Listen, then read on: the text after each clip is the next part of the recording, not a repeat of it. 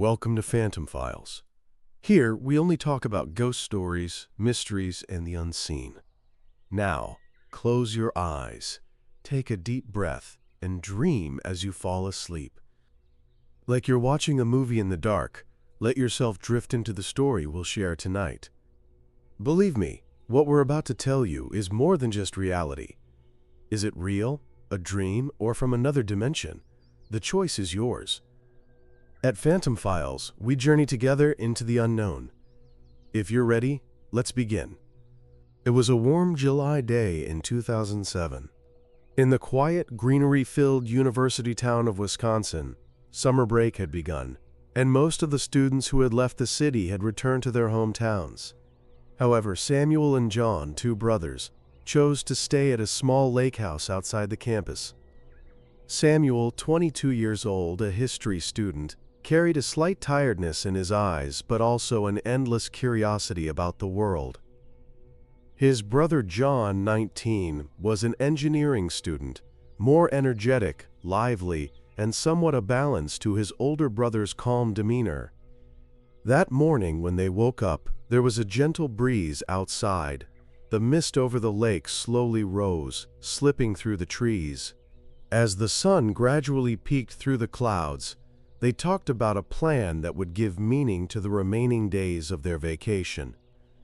On an old, faded map was marked a deserted town called Arden Hill, about 40 kilometers from the lake. Samuel's eyes had been fixed on that map for a long time. "John, I think we should go," Samuel said. "There's something there. I've heard really strange things about the town. It's abandoned, but its past is terrifying. Strange noises at night, ghostly figures in the old cemetery." John smiled faintly. "Sounds like an adventure, a bit scary too. But seeing things like that would be cool, right? It'd be the most interesting memory of this summer." They packed their things, a small backpack, binoculars, an old camera, and a few bottles of water. As their car quietly moved onto the dirt road, the sun glistened over the lake, and the long shadows of the trees stretched across the asphalt. Along the way, there was little besides birds chirping, the gentle wind caressing the leaves, and occasionally some old, rusty road signs they passed. As they got closer to Arden Hill, the trees grew thicker and the air began to cool. Filled with excitement about arriving at the town, the brothers also felt an indescribable unease inside. An old sign by the roadside caught their attention. Faded letters read Arden Hill. Looking out the car window, they noticed a small cemetery surrounded by stones at the town's entrance. The stones were moss-covered, some tombstones broken or tilted. It was said that strange sounds came from here at night, and ghostly shapes were seen among the howling wind. Samuel slowed the car, his heart beating a little faster. John felt the same. "We actually came here," Samuel whispered. John looked out the window. "Yeah, but only the ghosts of the past live here." Driving through Arden Hill's dirt streets, most houses were in ruins. Broken windows, doors swinging loosely, and gardens overrun with weeds. But right in the center of the town, there was a small field and a well-kept house.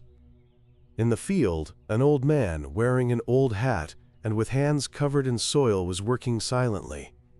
The brothers stopped the car. Samuel opened the door and called out, "Hello," but the man didn't respond. John shivered slightly. He feels older than the town itself. A small, worn dog moved slowly beside the old man.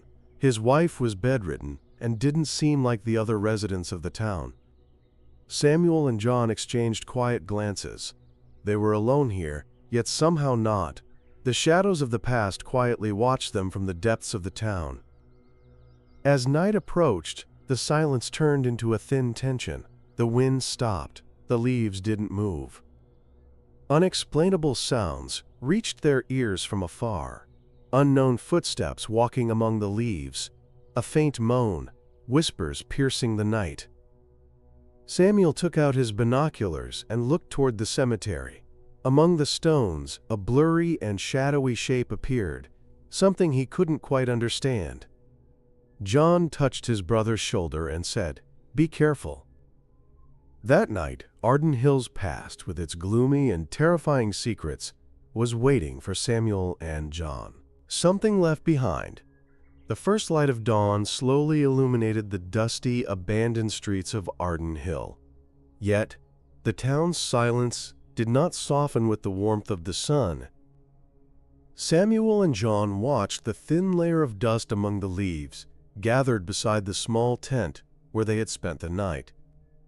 The brothers had woken up with the unease brought by the night. Their eyes were slightly bloodshot, and their hands still trembled. But what caught their attention the most was the strange, dull atmosphere of the town that morning. It was as if something had left a trace behind before they would leave. "Did you hear it last night?" Samuel asked, lowering his voice as much as possible. John nodded. "Yes, it felt like someone or something was constantly around us." They walked slowly toward the field in the middle of the town. The old man was already at the head of his field early in the morning. He pressed his hands into the soil, continuing a ritual he had repeated for a long time. His eyes were old, but carefully scanned the surroundings. "Good morning, Mr. Wirth," Samuel said gently. The man lifted his head, his gaze harsh amid the wrinkles on his face. "Morning, boys. What are you looking for here?" John answered a bit tensely. "We were curious about the town. We thought you were alone here." The old man squinted his eyes. "I am not alone," he said slowly. "This is my home. I have lived on this land for years." Samuel and John looked at each other. The man's voice echoed in the town's silence, but carried a coldness deep inside. "What do you plant in the field?" Samuel asked curiously. The man smiled faintly. "I keep living. Despite the town's forgotten state, the soil is still fertile." But the expression in his eyes was like a warning. "Don't stay here. It's better if you leave." The brothers hesitated for a moment. At that moment, as the old man walked toward his backyard, the door of an old house slowly opened. A faint woman's voice was heard from inside. "His wife," John whispered. "They said she was bedridden." Samuel looked inside through the old man's house window. It was dim and slightly damp inside. He could only make out the immobile body of the woman through the shadows. At that moment, a moan came from afar, drifting toward the field with the wind. The brothers froze. "What was that sound?" Samuel asked. John couldn't answer. He just listened intently. When silence returned, the old man turned around. "This place is not for those who seek peace," he said. "There are things left behind here. Do not come back." Samuel and John realized then that the town's atmosphere held not just abandonment, but a mysterious and dark weight. Their steps grew heavier, but they had no intention of leaving. Because Arden Hill had begun to show them the things it had left behind. The red glow of dusk slowly faded on the horizon of Arden Hill. As the brothers walked toward the edge of the old man's field, the vague unease hanging in the air grew stronger. The soil was damp and freshly tilled. Small crops gently swayed between the shadows, caressed softly by a light breeze. Samuel pressed his hands into the earth. The ground was cool and alive, yet it seemed to hold a strange, ancient story within. John carefully scanned the surroundings. The silence of the abandoned town seemed to hide a tension ready to erupt at any moment. The old man moved slowly and deliberately, glancing at them at short intervals. His eyes, peering through the wrinkles on his face, were harsh but watchful. "I don't like those who don't belong here," he said again in a low voice, "but you haven't done much harm yet." The house stood right beside the field, a mixture of wood and stone, old but sturdy. The windows were shut, curtains drawn, but the dim light filtering through the cracks signaled that life still lingered inside. The yard was covered with weeds and dry leaves. As Samuel stepped forward, an old metal bolt surfaced from the ground, glinting faintly. "There's history here," he said, "like the past whispers with every step." John lifted his head and looked at the roof of the house. From the outside, this looks more than just abandoned. This is forgotten. Inside the house, the old man's wife moved slowly like a shadow. Peering carefully through the window, Samuel noticed an elderly woman breathing heavily, confined to her bed. "He has to take care of her," the man said. "But this house saves me." As night deepened, the town's silence gave way to intermittent moans. The wind played a melody as it hit the roof and rustling leaves in the field. Samuel and John exchanged looks and slowly began to walk around the house. Suddenly, a distant scream or moan came from beyond the field. Both froze instantly, their breaths caught. "What was that?" John asked. Samuel said nothing, only sensing something moving in the darkness. "This town holds not only its past but also its fears," Samuel said. "And we haven't seen the truth yet." The old man's steps were heavy and determined as he returned to his house from the field. The brothers realized then that he was hiding a secret. The darkness of this town was not limited to soil and stone alone. What lives in the graveyard? The graveyard of Arden Hill was one of the oldest and quietest places in the town. Spread over a wide area, it was filled with weathered stone graves that had been neglected for years. Each tombstone was worn down by the pale hands of time, hiding letters and dates that were hard to read. As summer drew to a close, the slightly cooling air combined with the damp earth to give the graveyard a somber atmosphere. Late into the night, Samuel and John gathered their courage and decided to walk toward the graveyard. Their footsteps echoed on the stone paths long unused. The moon occasionally peeked from behind the clouds, lighting the gravestones with a silver glow. "This really feels abandoned," John said in a low voice. "But there's something here, I can feel it." Samuel nodded. "Not just feel, I hear it too. Among the wind there are whispers." As they moved forward, they were surrounded not by deep silence, but by strange, faint sounds rising gently. The rustling of leaves, distant animal calls, and sometimes faint tapping coming from beneath the ground. The brothers looked at each other, curiosity and a chill mixed in their eyes. Suddenly, Samuel stopped slightly. "Look over there," he said. John squinted and noticed a shadow in the dark. Thin and tall, vaguely human but indistinct, it hovered on the far side of the graveyard, just behind an old tombstone. "A ghost?" John whispered, barely breathing. "I don't know," Samuel said, "but it's definitely not human." The shadow moved, taking a few steps forward, slow and silent, as if watching them. The brothers tried to quicken their steps, but felt as if their feet were stuck to the ground. At that moment, they found an old diary at the base of one of the most dilapidated gravestones, dusty and yellowed, bound in leather. Samuel picked it up. "This might tell the history of the town," he said excitedly. "Maybe it will help us understand what's happened here." But just then, the wind picked up, the trees howled, and shadows began to dance in the graveyard. John whispered to his brother, "We need to leave. This place hides not just history, but a past full of fear." As Samuel quickly flipped through the pages, an old scream echoed in the background. It was hard to tell if it was human or something else. Deep down, the brothers knew Arden Hill wouldn't let them go. The heavy gray clouds had settled over the town on the afternoon of the third day. Arden Hill seemed like a dark vortex pulling the brothers deeper into its grasp. Time had lost all meaning.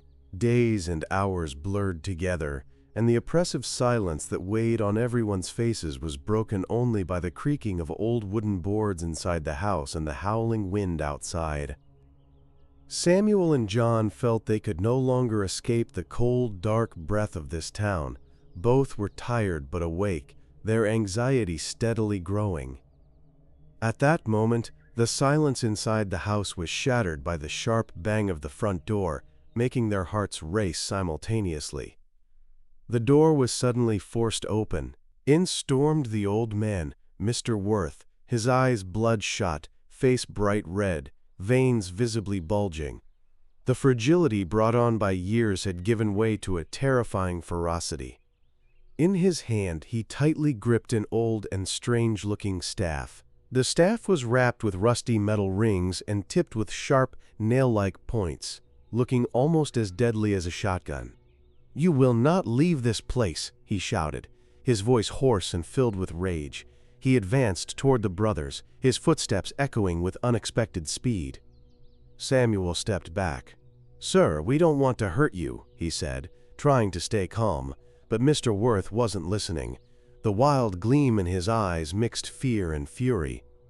John panicked and moved toward a small window on the left, but their exit was blocked at the door. The old man slammed his staff hard onto the floor.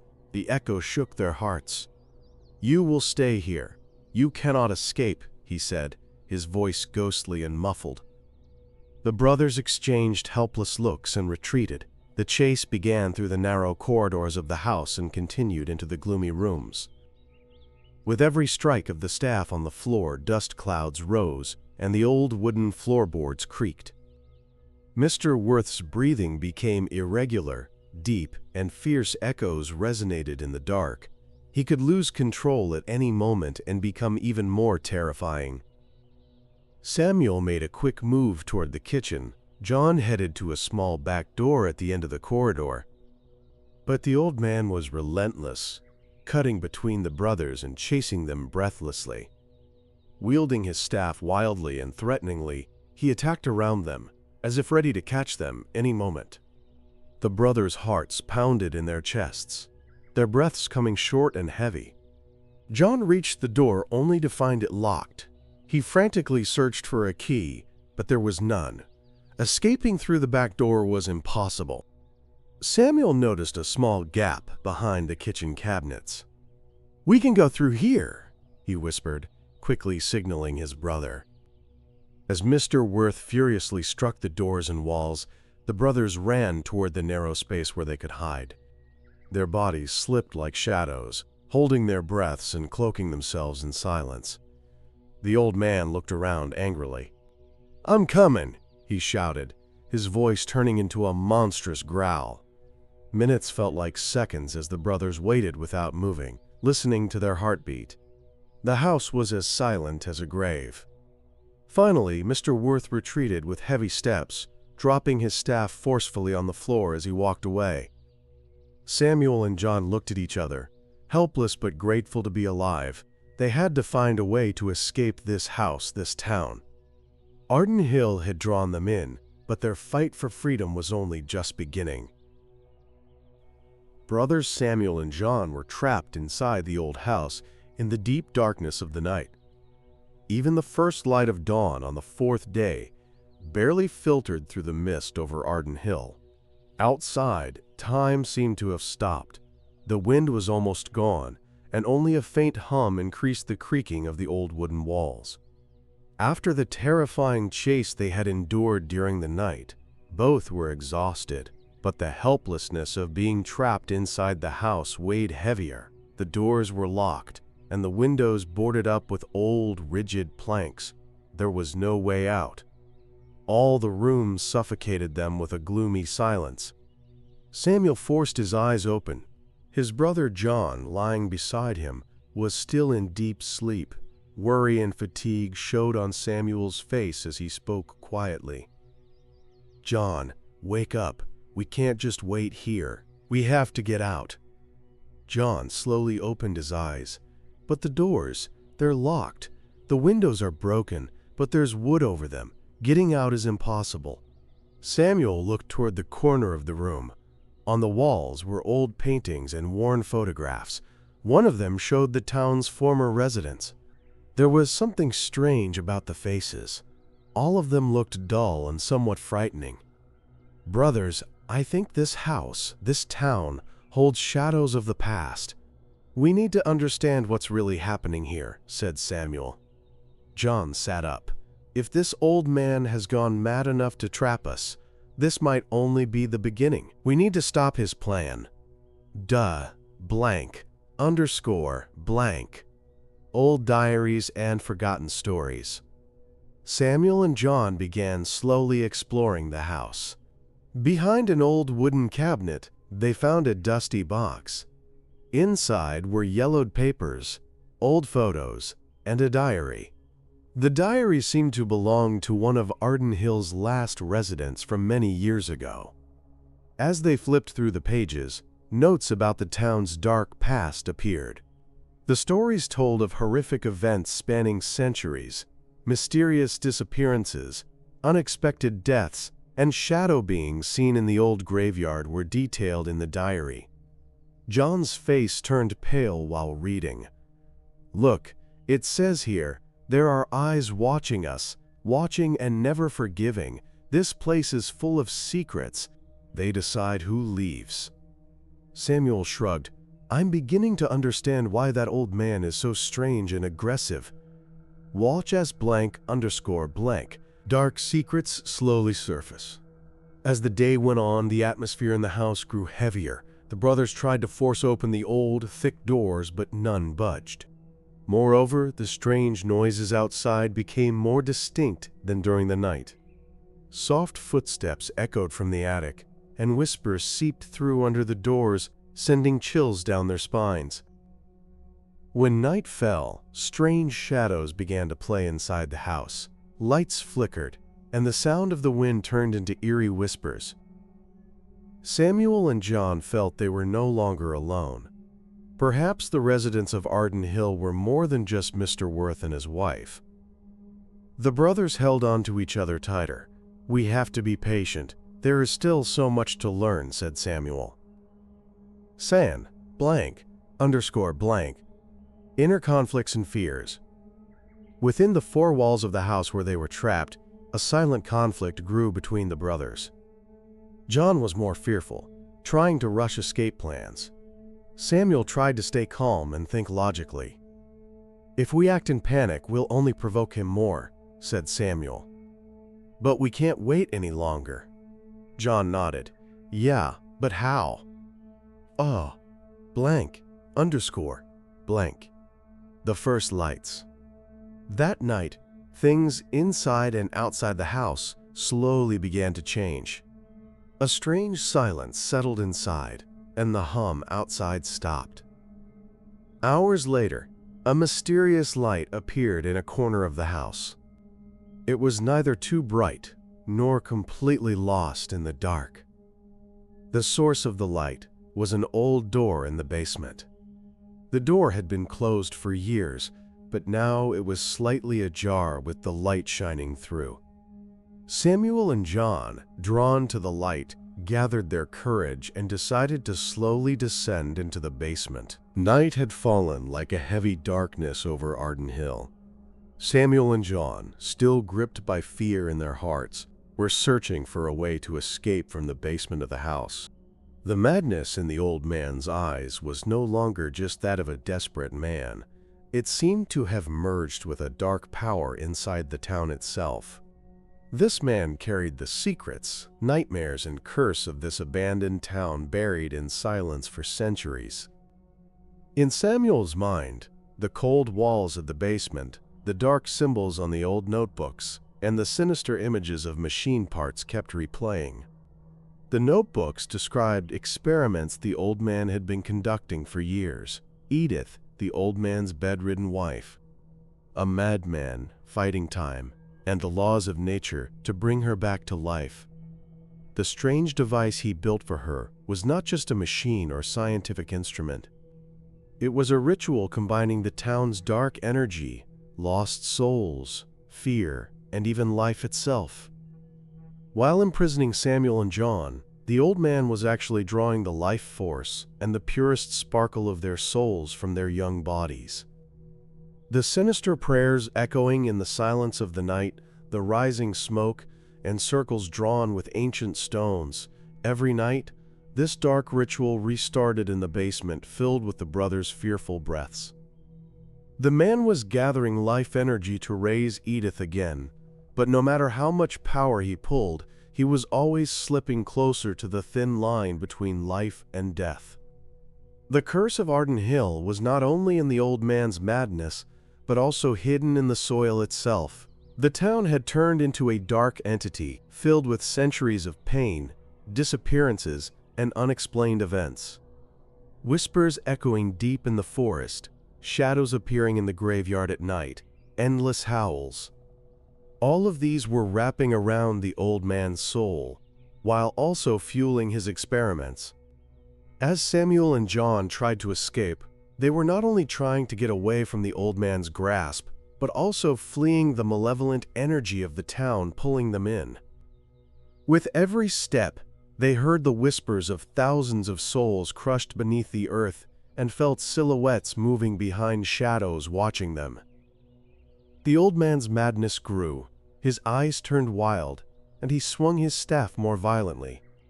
Sometimes he looked like just a madman, but in reality, he was the bearer of a much darker power. As he chased them with his staff, he was trying to control not only their bodies but their souls as well. The brothers' breaths shortened, hearts pounding wildly, but their hope remained. The machines, symbols, and old notebooks they had seen in the basement revealed the old man's true purpose. This town, Arden Hill, was not an ordinary abandoned place. It was the center of a living curse. And the old man was the dark sorcerer who connected that curse to the human body and stole its energy.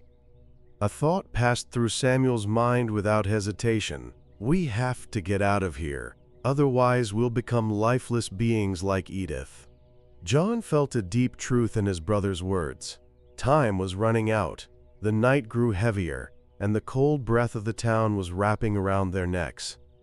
Moving forward in desperation, Samuel's eyes caught an old notebook, glowing faintly in the basement's dim light. It bore the traces of the old man's despair, prayers written to bring his wife back, experiment results, failures, and hopeful plans. The story told in that notebook was one of a love that began with care but twisted into madness and darkness. As Samuel and John searched for a way to escape this cursed town amidst fear and helplessness, Arden Hill's dark secrets silently followed them. Their escape was not only a matter of body but also the salvation of their souls. Samuel and John were struggling to escape from the old man's house, trapped in what felt like a nightmare. The howling rising from the basement, the echoes of mysterious experiments, and the old man's frantic chase, all of it weighed down on them like a dark cloud. The strange metal staff in the man's hand struck the ground with a sharp sound that echoed through the halls. His eyes shone with terrifying madness, and every movement seemed to disturb even the balance of nature itself. "You won't leave here," he shouted, his voice filled with uncontrollable rage. Breathing heavily, the brothers ran through narrow, dark corridors and damp stone walls of the basement. John grabbed Samuel's arm and pulled him along. "Faster," he whispered, but his trembling breath barely carried the words. The old man's footsteps were just a few steps behind them. For a moment, a cold breeze, as if from some mysterious power, swept through the thickening air. There was a broken door at the corner of the basement. Maybe they could get out that way. John pushed the door open with a creak, and they were suddenly blinded by the bright light outside. They kept running, bursting out into the yard. The old man shouted angrily behind them, "You won't separate me from here. The energy is yours, but the soul will be mine." For a moment, Samuel felt the staff catch one of their hands, but John yanked him free. The two brothers sprinted with their last strength toward the edge of town. Their eyes met the dark silhouette of the old man, who stood still in the shadows, wild and defeated. At last, they spotted an abandoned police car by the roadside. There was no officer inside. The door was slightly ajar. Desperate, they jumped into the car and locked the doors. They started the engine and began to drive away from the cursed borders of the town. As Arden Hill shrank behind them, the mist over the graveyard slowly dispersed in the sky. But inside Samuel, the horror they had lived, and the old man's words echoed, "Save your soul for me." The police car slowly left the town's outskirts, and finally, Samuel and John took a deep breath. After a long drive, with the first light of dawn, they returned to Wisconsin's usual calm roads. When they stopped at a gas station, a police officer approached their car. "What were you doing in Arden Hill so late?" the officer asked, eyeing them carefully. Samuel began to recount what they had experienced: the old man, the basement, the field, and the mysterious experiments. The officer remained silent for a moment, then a faint smile appeared on his face. "Arden Hill, huh?" the officer said. "That place was abandoned a long time ago. That old man, his wife, both passed away years ago. It's a place where the souls of those who never left got trapped. No one actually lives there anymore." Samuel and John were stunned, but we saw them, talked to them, we were even held captive. The officer continued slowly. "Everyone in that town died long ago from tragedies, and their souls got stuck there. It's not a living village. It's a graveyard. Legends, curses, but it's the truth. Even if I don't believe it, these stories have been told for years." The brothers looked at each other. Arden Hill's dark secret would haunt them for years to come. Despite the officer's skeptical attitude, what they had experienced was real. They still didn't fully understand what exactly had released them. They fixed their eyes on the horizon. Nature seemed calm once again, but the shadows of Arden Hill would never completely disappear.